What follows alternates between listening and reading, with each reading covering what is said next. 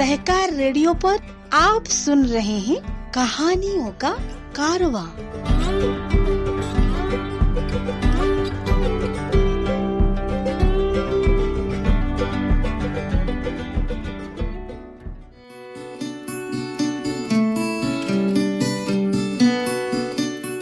सहकार radio के श्रोताओं को जूही शुक्ला का नमस्कार। कहानियों का कारवां में आज सुनिए महिला कैदियों के जीवन पर आधारित सीमा आजाद की कहानी गुल। इसे उनकी किताब औरत का सफर जेल से जेल तक से लिया गया है और जिसे प्रकाशित किया है अगोरा प्रकाशन वाराणसी ने।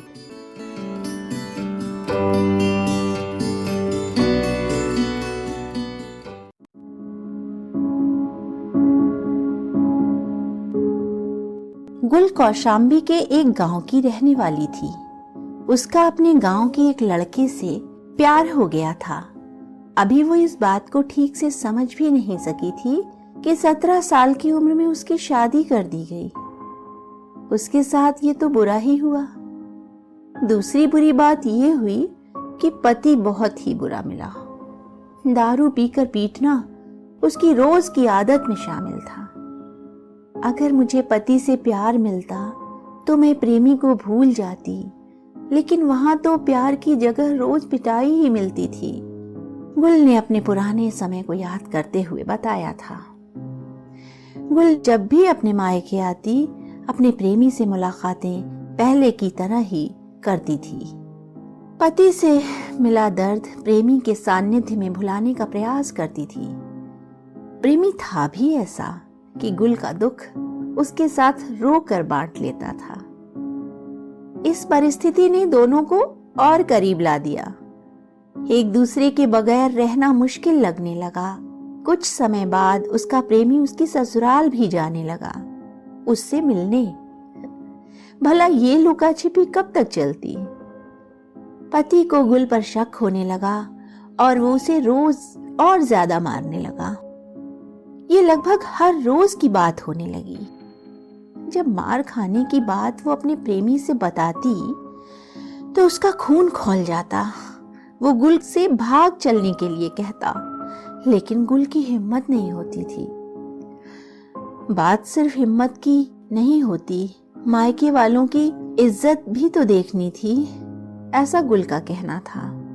इस बीच वो गर्भवती भी हो गई। अब तो लगता था कि इस जीवन को स्वीकारना ही होगा और प्रेमी को छोड़ना ही होगा।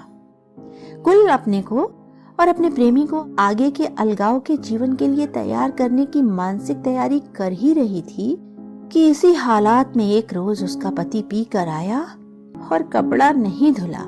इस बात को लेकर उसे बुरी तरह पीटना शुरू कर दिया। बगल में मूसल रखा था। गुल ने उठाया और जोर से पति के सिर पर दे मारा।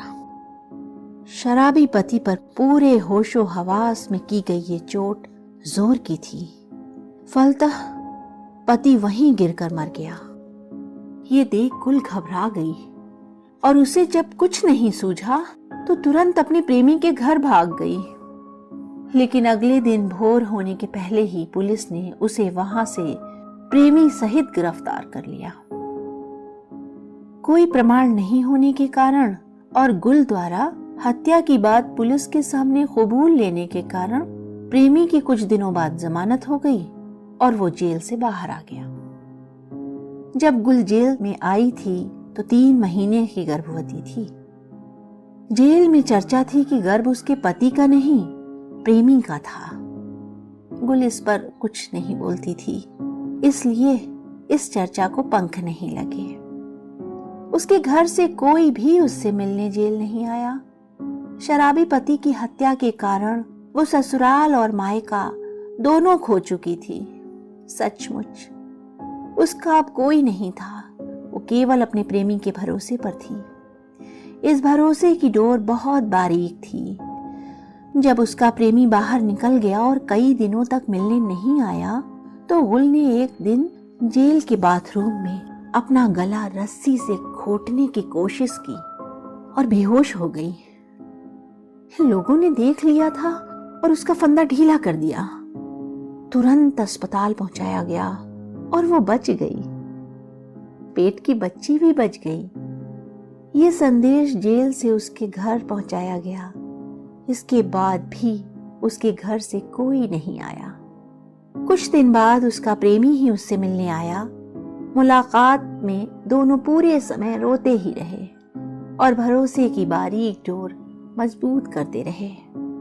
प्रेमी गुल को ये दिलासा देकर के गया कि वो उससे मिलने भी आएगा, जमानत भी कराएगा और उससे शादी भी करेगा। इस आश्वासन भर से गुल का जेल जीवन आसान हो गया। उसे जीने का मकसद मिल गया।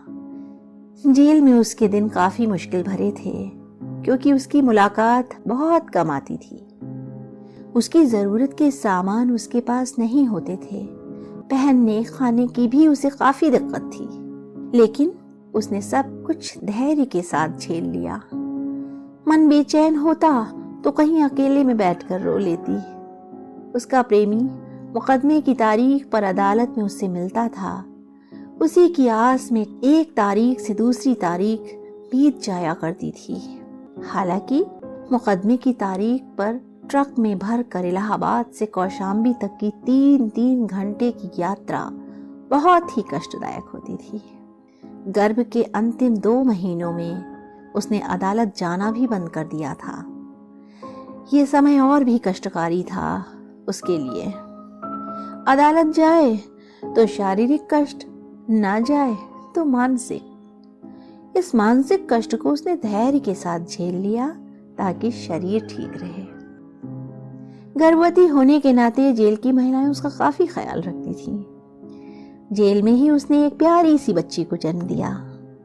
बच्ची के जन्म की खबर सुनकर उसका प्रेमी उससे मिलने आया और बच्ची को नाम देकर के गया गुलिस्तां।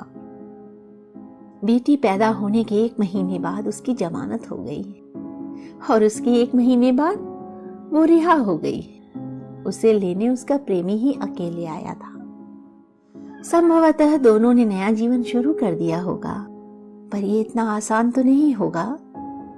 कैसा होगा उनका सामाजिक जीवन, इसकी कल्पना ही की जा सकती है।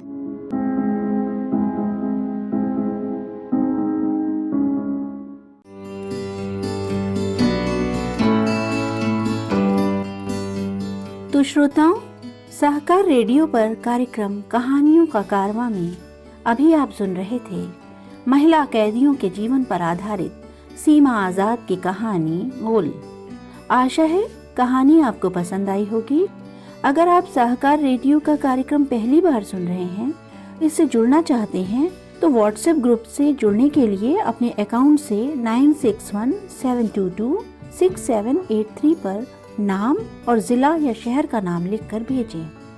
यूट्यूब पर जुड़ने के लिए चैनल सब्सक्राइब करें और फेसबुक पर जुड़ने के लिए पेज लाइक करें। सहकार रेडियो के बारे में अधिक जानने और पुराने कार्यक्रम सुनने के लिए हमारी वेबसाइट सहकाररेडियो.com देखें।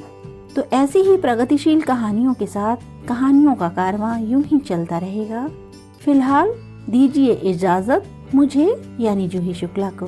नमस्कार।